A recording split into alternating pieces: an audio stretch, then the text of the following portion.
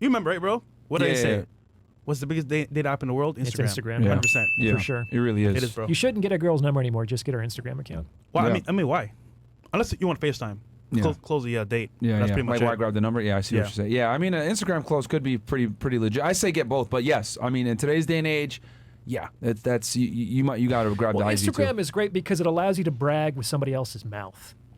It's like in the old days when you're at a social party, you're talking to two people, you walk off, you want the other person to turn to the girl that you're targeting and be like, Yes. do you know who that is? Yeah. You know, he's the psychiatrist. Yeah. You know, he's got a clinical psychologist. It's like, oh. It's always more impressive when someone else brags about you. Of course. And that's what Instagram does. You can brag about yourself, but it looks like someone else is doing. It's a very curated peephole into your life. And so it allows you to show people the impressive things about you without being overtly... I look at as a real estate guy, right? You know, it's all about getting passive income, you know, not necessarily working for your money. Instagram, if you set it up correctly, can give you passive demonstrations of higher value, passive DHV, right? Just like money coming in without you trying, your Instagram profile will increase your value without you trying because it's there. Girls are able to look at it on their own time, and then boom, your profile demonstrates higher value for you, and then you're able to create social proof. And then if she follows you, if she looks at your stories, you're able to consistently show social proof without being try hard or showing it to her directly. And you made a good point because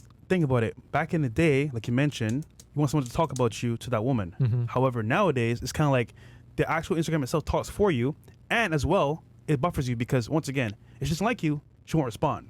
So you know off rip, hey, you weren't that guy that she wants to actually take out or be with. Mm-hmm. So You guys are absolutely right.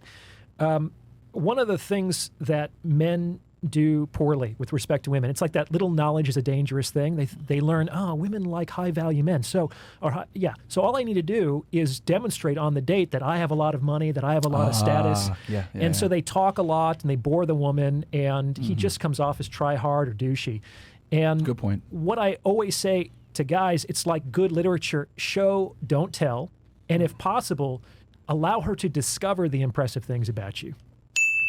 Right? Yeah. So it's always more impressive if someone finds out that you have a Porsche. Yeah. It's like, do you know anybody who's run a marathon who hasn't told anybody that they were running a marathon? Yeah, Like, I think it might that's be true. physically impossible for someone to do that. But Yeah. like if that were true, it would seem so much more valuable. Yeah.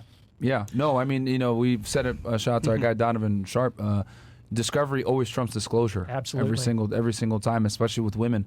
And yeah, it's a very delicate balance of like getting your shit together and being higher value, higher status, but like not necessarily bragging about it and having someone else or having something else do it for you so that you can kind of find it on her own. I can't tell you how many girls have the issue where the guy would be like, oh my God, like, you know what I do for a living? I'm successful. Look at my cars. It's like, bro, you just ruined it. Versus Totally. goes to your Instagram page. Oh, wow. Is that his car?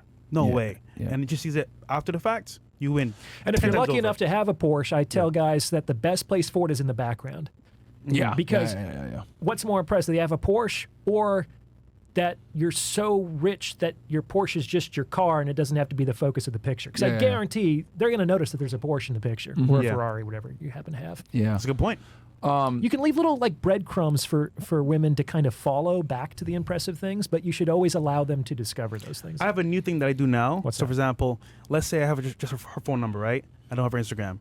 I'll say, hey, you know what? I'll come pick you up in a Toyota Corolla. It'll be black, of course. I pull up in black, but it's actually a G-Wagon. It's hilarious because to see how they respond to it, it's funny as hell, bro. It's funny. So what's your... Did you get your cars back, by the way? Last time I was here, you said that Walter had to sell most of his cars. You get any of your cars back? Oh, he was trolling. He was trolling. He was trolling, man. Actually, I'm getting a new one tomorrow. Oh, yeah? You want to Yeah. spill? No.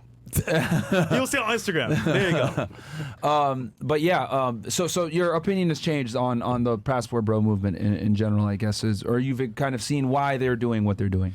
I think I've just accommodated myself to American women so much over the last, 10 years, 20 years. And it's like, okay, there's ways of making do. There are quality women out there and you have to learn how to vet and filter for them. But it was great to be in a place where it was respectful, lovely, feminine, elegant women. I mean, it was a treat. Yeah, and I think because we get asked so many times, like, yo, what are your thoughts on Passport Bros, blah, blah, blah. And I've always said, like, dude, if you want to go abroad and find a girl, you can do that. But understand that American women don't give a fuck. I don't know why you guys want us to talk so much about passport bros as if American women care. Because like the funny part is that like I say, oh, I'm going abroad. Fuck this shit. Fuck America. Fuck the West. I'm gonna go find girls abroad. Do it.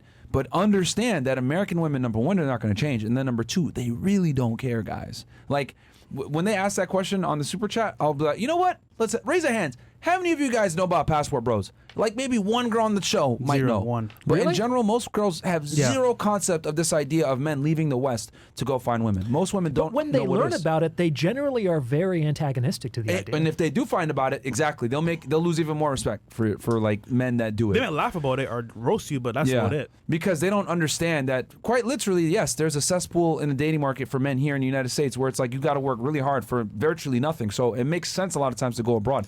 But even if you mention that, like in her eyes, in Western women's eyes, they're going to look at it like, oh, well, you have to do that because you're of lower sexual market value. I think the only way they'll actually feel the pain is if the guy that they actually want is the one doing it.